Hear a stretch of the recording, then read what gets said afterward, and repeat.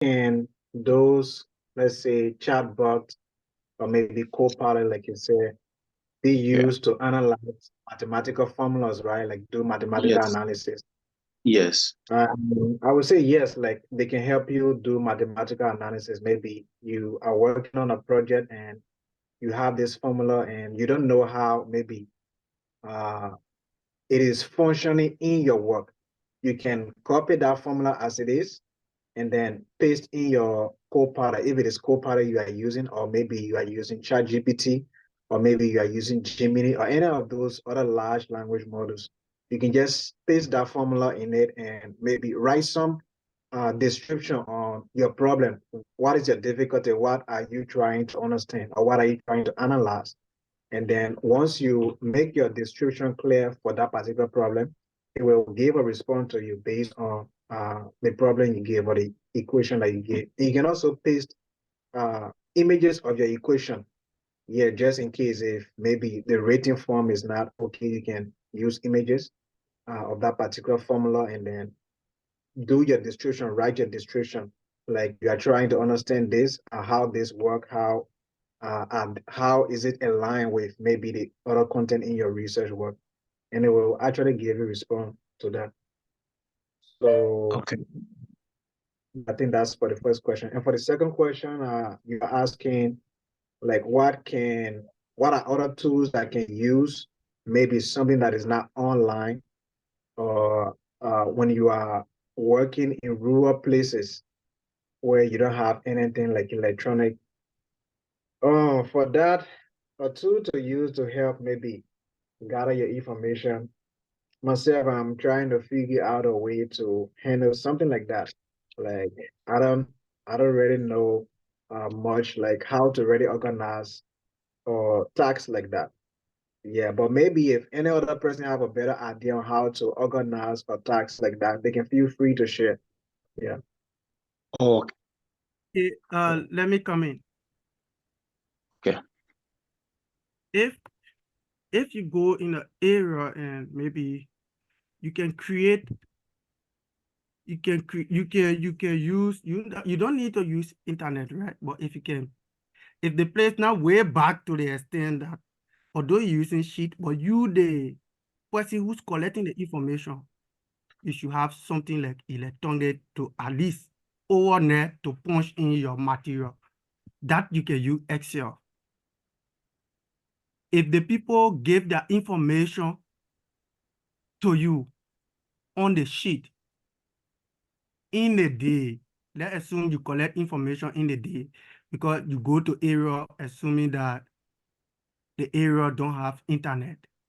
At night, you should be able to at least take this information, put them in your Excel sheet.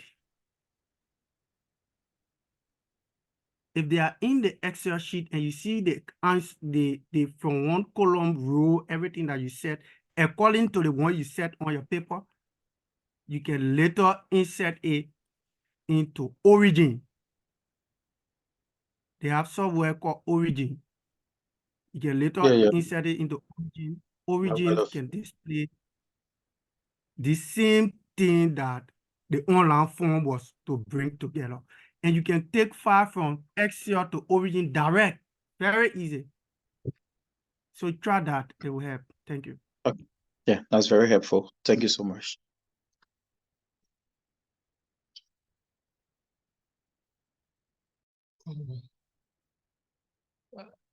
Okay. Hello. Yes, you can just put your hands up if you have question. Okay, not really a question, just to share a little experience I had based on the question that the first person just asked. I remember participating in a survey back in Liberia, although I don't know how they designed their survey, how they did the questionnaires, but the questionnaires were on an electronic, a tablet. We never needed internet to collect the data. So we will go in the field for the rest of the day and collect the data in a electronic, in a tablet. After you complete every participant, after every interview, you save it in a tablet. After every interview, you save it. At the end of the day, when you go back to where you have internet, then you upload everything in a system. Then later, the MLE guys, because the MLE team that was responsible for the analysis was based in the UK. So once you upload all the information at the end of the day, they will download in the UK from the UK. Then at the end of the survey, they did the analysis and send the result back to Liberian. So there are options that you just need electronic. You will collect all the survey and save. At the end of the day, you upload them. So it's not always compulsory that you have internet and do it automatic with internet, no. But I don't know how they did it because I was just a fee agent for the interview. Thank you. Okay, thank you. Do you mind just calling your name, please? Oh, I'm James Cannon. Okay, thank you, Mr. Cannon. Okay, if there is no question, we can call the first speaker. There are a list of questions that he needs to respond to. Enoch, are you there? Yes, sure, man. Yeah, and thanks to those that gave me contribution to the question that was asked. Yeah, I believe they are helpful. And for questions that came while I was still presenting, I think somebody asked, he says that I'm a lazy guy and I downloaded some references. They are many. Can I do drag and drop to EndNote? Please, can I do drag and drop in EndNote? So, like doing drag and drop, what type of file is your reference in? Like, is that person still online? Can you just respond? Is it in an ARA RS file? Is it in an EndNote file? Or what's the format of the document of that particular reference that you want to use to do drag and drop? Okay, so if they are not online, I'm seeing drag and I think drop. that's Sudu. That's Sudu. Sudu, are you here? Okay, maybe. So like the best way to do it is to just input the file directly. As soon as you download that reference file, you can just input it by clicking on your, let's say double clicking on that particular file and it will open the EndNote. And once it is within EndNote, you can drag it to the library that you want it to be in. Yeah. And also for the next question, the person said that, can the content paraphrased by keyboard be plagiarism free? And it is possible that you can have that particular content not to be plagiarism free. Maybe what keyboard generated is similar to another content that is online, exactly the same. So most of the time, you will notice that it will be plagiarism free. But sometimes you will notice that it is similar to other content online, exactly the same. So when you have a situation like that, maybe you did a plagiarism check for your entire work. You can, let's say, rephrase or maybe paraphrase that particular content that was plagiarized. And I think it can help solve your problem. Yeah, that is Homemade Madmoon. That's the question he asked. And the next question, the person says that, is it an academic crime to use Grammarly for corrections and don't cite it? So using Grammarly or maybe any other paraphrasing tools or maybe writing tools, if you are claiming that the work you are publishing is your work or maybe submitting is your work, without any citation is an academic crime. Once you are claiming that it is yours without making a citation for it is an academic crime. So that's why you have reference managers being available. You just need to say something like, oh, I got this content from this paper, or I got this content from this website, just like that. Just say something about it, but don't just use it without citing the particular person who published that content. It is good to always reference them just to say thank you. Yeah. So Please, before you go ahead, I'm James. I asked that question about Grammarly. So let's assume I downloaded 50 papers, I read 50 papers, and I cited all the 50 papers that I read for my article that I'm publishing, right? But Yeah. after doing the initial write-up or during the write-up, Grammarly was like, oh, Mama, you have to rewrite this sentence for clarity. You have to rewrite this sentence for better understanding. Oh, this word is not supposed to be here. You need to put this comma or period here and separate the sentences. At the end of the paper, do I have to cite Grammarly as one of the contributors to my paper? Or No. okay, Grammarly is just a tool helping you to, let's say, structure your grammar. The only thing okay, that you need to cite is the paper you are using. For you're not citing Grammarly now. You know what you okay, should cite. okay. Thank you very much. Hey, Yeah, let me what's up? add to that. Okay, okay, so probably, have you done answering the questions? No, I still have some more questions. So I think You the don't want NVD to- wants to say something Yeah. on the same page, so he can just go ahead, please. You can go ahead NVD, and you ask go it. ahead. Yeah, okay. So Grammarly, we see you don't need to start Grammarly as in Red they say. So they gave Grammarly free version. So most of the AI tools that they have free version, it is not considered as cheating. It is free. Anybody can use it. It only become cheating when where you using it, the person tell you, the person who holding the paper for you said, don't use Grammarly. It is a cheating. You don't use Grammarly. And when it comes about citing, you don't need to cite Grammarly. Let for instance, calculator, you are not using your own brain. If you go take your math exam with calculator, you cannot give credit to the calculator as well. The calculator, if it is allowed that you use the calculator within the exam, it is not malpractice. But if you are told not to use calculator and you still carry your calculator in the hall and use it, that is different. So Grammarly, they have free version. One is allowed to use, you can use it without citation. You cite, as the speaker already said, where the document Grammarly show you, because maybe you go do plagiarism check and Grammarly tell you say the paper was from so place. It just make your way easier to go find that paper and read that paper and give credit to that person who wrote the paper. Thank you. Okay. Yeah, Thank you I so have a much. question. Normally, can you raise your hand so Can I that we can? complete this set of questions first, and after other questions can follow, please? Okay. Yes. Go ahead. You can just raise your hand, please. If you have question, then we'll recognize you after, please. And after that, yeah. So the next question is the draw the RO the same as visual? If so, how can you work in both at the same time? Draw the RO is different from Microsoft Visual, but they have like the same goal. You can work, or maybe they are all for diagramming. You use it to draw different types of diagrams. So how can you work in both at the same time? You cannot work in both. You can work in both at the same time, but you'll be doing different tasks. For maybe if you are done doing this other task, you can maybe transfer it. I don't know, but you cannot work in both of them like simultaneously because they are different apps, but they have like the same goal. Yeah, they have the same goal. They draw diagrams of different types.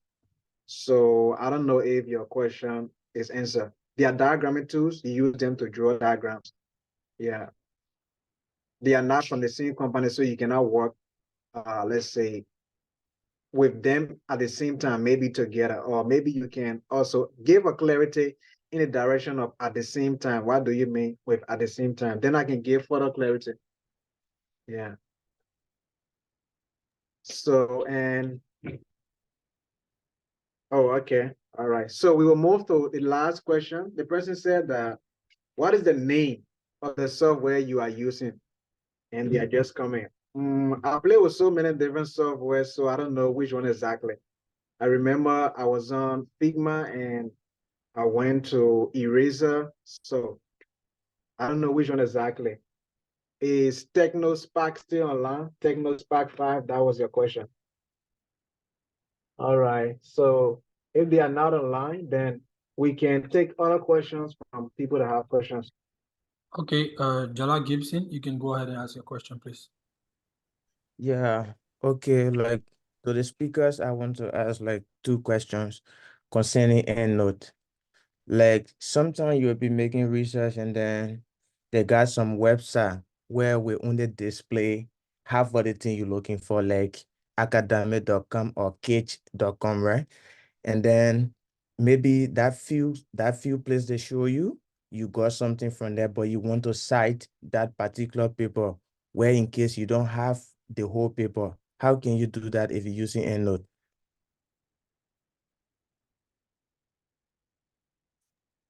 Any of the speaker can answer the question. Any of the speakers All right, can. let me come in. And for most of the paper, the people, the journal make it so easy that you can download the part to reference someone more than the paper. The paper can be paper that you have to pay, but to download that reference part is free for all journal, because the people who have the paper want you to reference them also. So if you see a paper, maybe you try downloading the paper, they only show you the abstract, and that paper is not for free. You can use that paper, maybe you can search for that paper in another link. I think we share some way to download papers. We'll reshare in the group again. You can use that paper again in the link. It will show you. 1, 2, you can edit.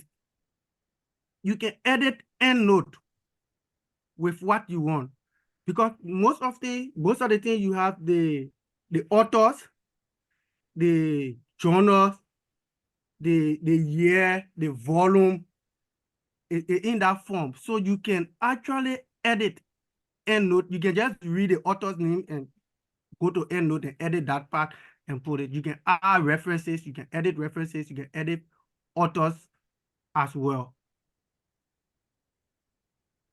Okay, Alright, like so honest, yeah, go ahead, go understandable. ahead. Okay. I just want to ask my last question. So if you get any conclusion that you can add to it. All Okay, right. go For ahead. the second question is, EndNote have a place where you can automatically attach file. So, but then the problem is if you get some reference somewhere and then put it into EndNote to cite, but then when you click on the attach file button, it don't automatically attach it, except you go download the PDF yourself and include it in the paper. Is there any way that problem can be solved? Which problem Without the again? I didn't get PDF, you can. Without the PDF, With you without can. the PDF, right? And no supposed to Yeah, you can. automatically generate the PDF if you cite the paper correctly. Oh, you mean EndNote should automatically download the PDF for The you? PDF, yes, that's how it works. So the recent Mm, EndNote version, what they do, they provide a link to downloading the paper, but not the PDF. so- If you want a PDF, maybe Medity have the PDF. You can just click, and the PDF can be saved as well. But not all PDF. There are some that is not open access. But those that are open access, if you go to Mendeley is another reference manager. Mendeley can save the PDF very quick. Okay, thank you. yeah, and I think like what you are talking about, it is mostly for, I think, the online version, and automatically, let's say, downloading the PDF for a particular reference that you got through maybe the app installed on your Windows or Mac. That is not already the case, because once you have, let's say, the DOR or whatever mentor you use, the RRS file that you downloaded or the EndNote version, it will only input that reference for you, like that entire reference format, and not the PDF.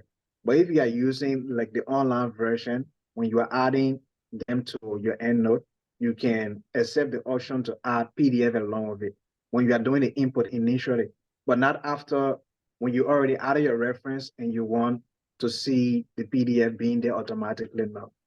Like it is from the input stage when you are inputting it. Yeah. So any other questions? Do we have any other question? I don't know if there's no question. I don't know, but I can just ask a short one. It's some, Okay, it's Sapi. yes, go ahead. You can just call your name, please. Yeah, I'm Skylar Sapi, dual Sylvester Sapi from Sutro University of Science and Technology. I was the one who asked the first question. I want to know the authenticity of the plagiarism checkup, because in your presentation you talk about uploading, maybe you do a research instead of copying a particular part of the research. If you want, you can upload the entire research maybe into the plagiarism checkup to be checked. So, and it's an online tool. So how authentic it is, such that if you upload your work into it, it won't be lost or anything will happen to your work. Yeah, that's it. For the plagiarism checker we were talking about, it is plagiarism check X, right? So for that, it is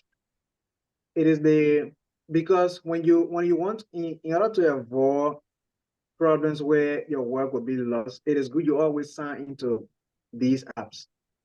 If you sign Okay. into it, yeah, if you sign into it, then whatever file you upload or trying to do your check, it is going to save in your database for that particular work you are working on.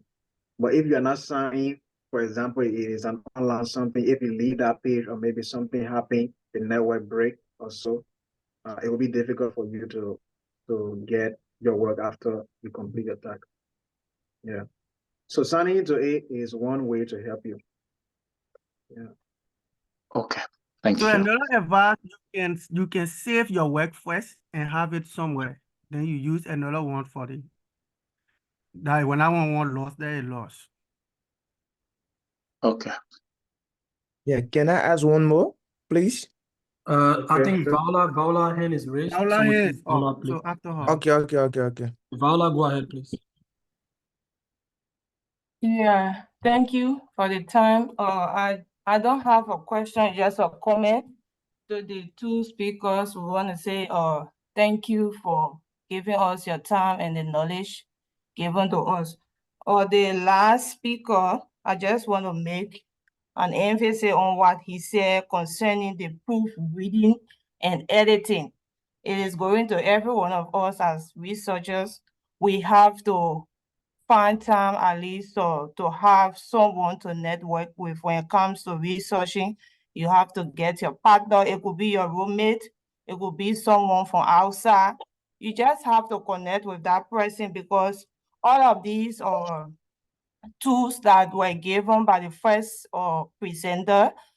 If you are using ChatGPT, if you are not careful and you are just copying and pasting, and if you don't proofread and edit, at the end of the day, if you go and just publish a paper, because it even happened in recent time where someone went to publish their paper and even the reviewer did not edit the paper very well, and when they published that paper, at the end of the day, that paper had problem and it came to public ridicule. So the aspect of proofreading, editing is very essential when it comes to our research work. So thank you for the time and thank you for the knowledge. Yes, thank you for that contribution. And like she said, any content you get from any of the chatbots online, it is good you always paraphrase them. Don't just use them and proofread them, because sometimes you will see that maybe certainly I can help you and all of those terms. If you just leave your work like that, like it is not fine. You got to proofread them and then paraphrase them before using them in your work. Okay, thank you. Gerald Gibson, you can go ahead. Okay, thank you. Okay, like just one question on the plagiarism check. Like for Trinity, right? Trinity, they have like 2 stages where you have students and teachers.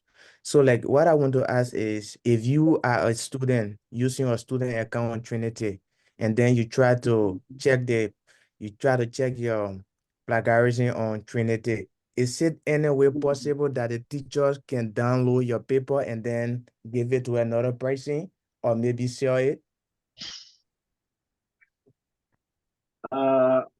Are you talking about turning in as a plagiarism checker? Huh? I think he's talking about Turnitin. Oh, okay. So using student or teacher account, I think they build a system in a way where your teacher will only get access to that if you give them access. If you give them access, but if you did not give them access, I don't think anyone will be able to view your content. Yeah. If you give them access, yes, they will have access and they will see what you are doing. But if you did not give them access, then they won't. Okay. Thank you. And also just to add up to that, the Turnitin, it has two interfaces. So you have the teacher interface and it has the student interface. So if you are a student, you cannot see this. You cannot see the teacher interface. That means you cannot see other students' work. So only the teacher sees everyone's work because it's meant to evaluate their work. But you as a student only see your work and not other people's work. So no one can steal anybody's work in the Turnitin classroom.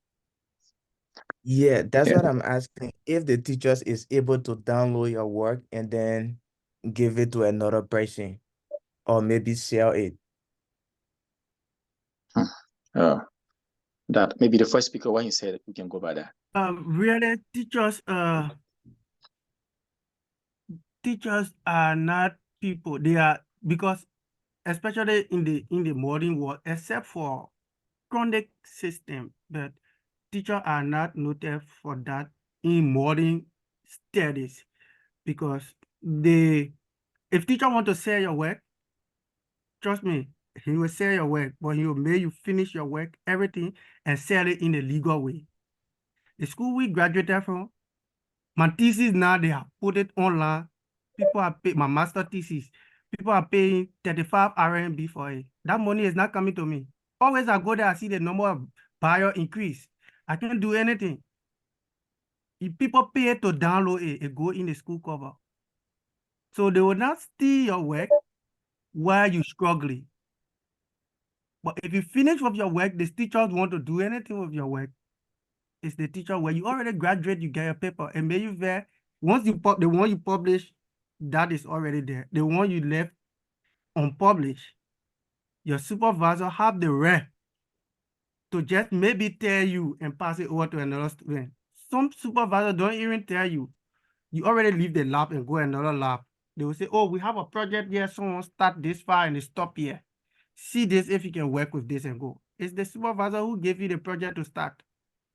He have the right on it as you have the right on it as well.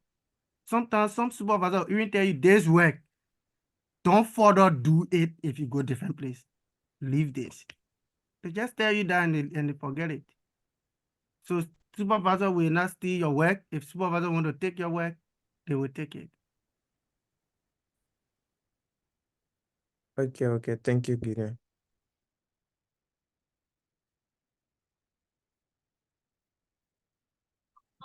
Any other question?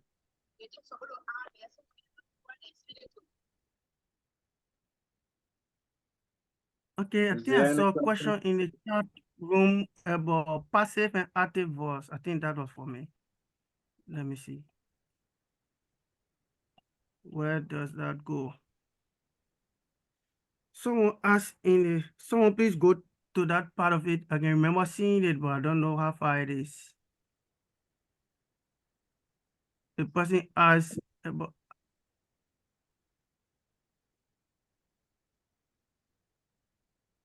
Okay, can you explain the grammatical rules for active versus passive?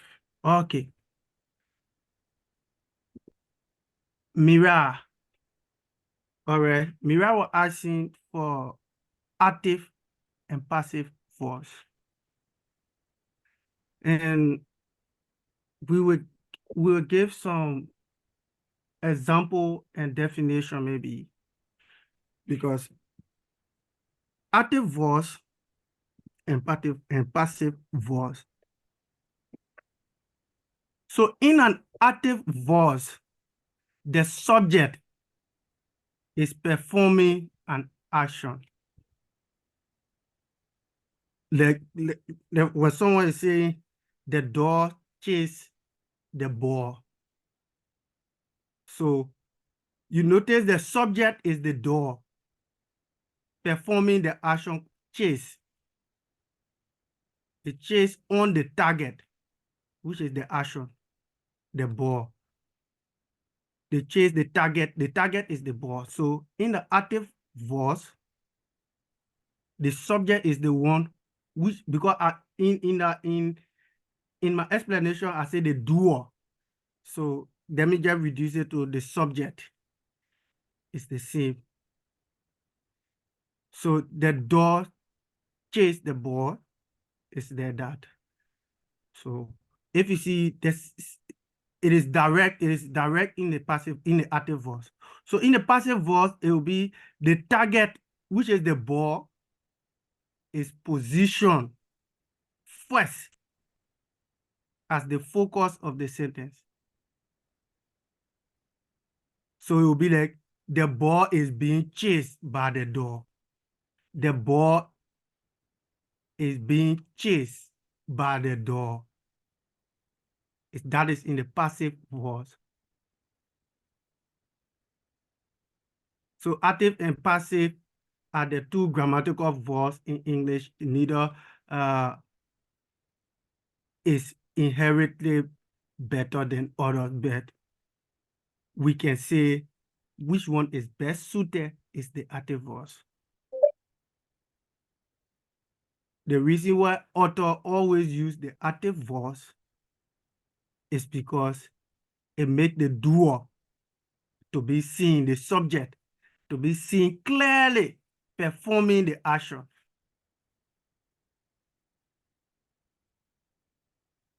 So I stop there. Okay, guys, I think so far we do not have any hand up. So before moving on, Marcus, I Okay, just want to say this quickly. To this guy's question, Jala question. Yeah, if student work can be viewed by teachers, and I did a research on it. It is true they can be viewed by teachers by default. Yeah, once they have a teacher account, it is like an admin account, and they can be viewed by teachers. So I think, Post. yeah, that's it. Yeah. Okay, Of okay. course. Thank you. okay. So I'm seeing somebody hands up. Who's this person? Lami, you can go ahead, please. I hope I'm pronouncing your name right. Lama or Lami.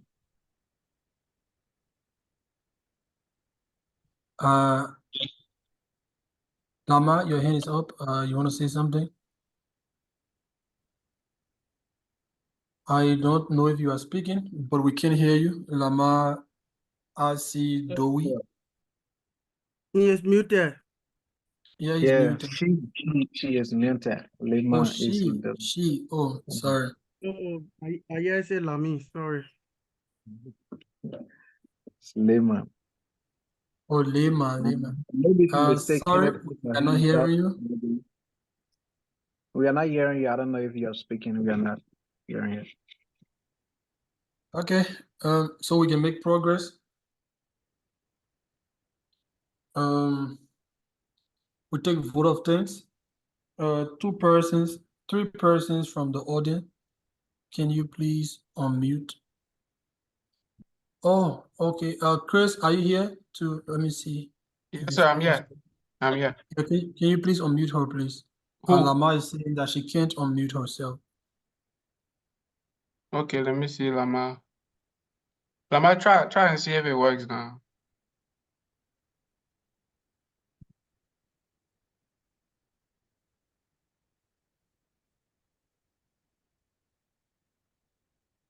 It's not working. Ask to unmute. Let me see, Lama. Yeah, maybe you can leave the meeting and rejoin because it is only you Yeah, that can unmute yourself. Yeah, I mean, can only ask you to unmute, but they cannot yeah. unmute you. I've asked her to unmute. I don't know him. Ask the person to unmute himself. Thanks, sir. So you can leave and rejoin. Okay. You'll be given a chance. All right. Okay, Chris, you can take over. Yeah, I think you are the one who's supposed to do our vote of thanks. So I think we can just take 3 vote of thanks from the audience. Then I can just remarks from the audience. Then I can just do the final vote of thanks. Is that okay, Chriso? Yes, sir. Yes, sir. Yeah. So remarks from 3 persons before we end our section for today. I see. Okay, so let Sabi, me. you want to speak? Yeah, okay, let me just start it. Firstly, let me thanks to the organizer for the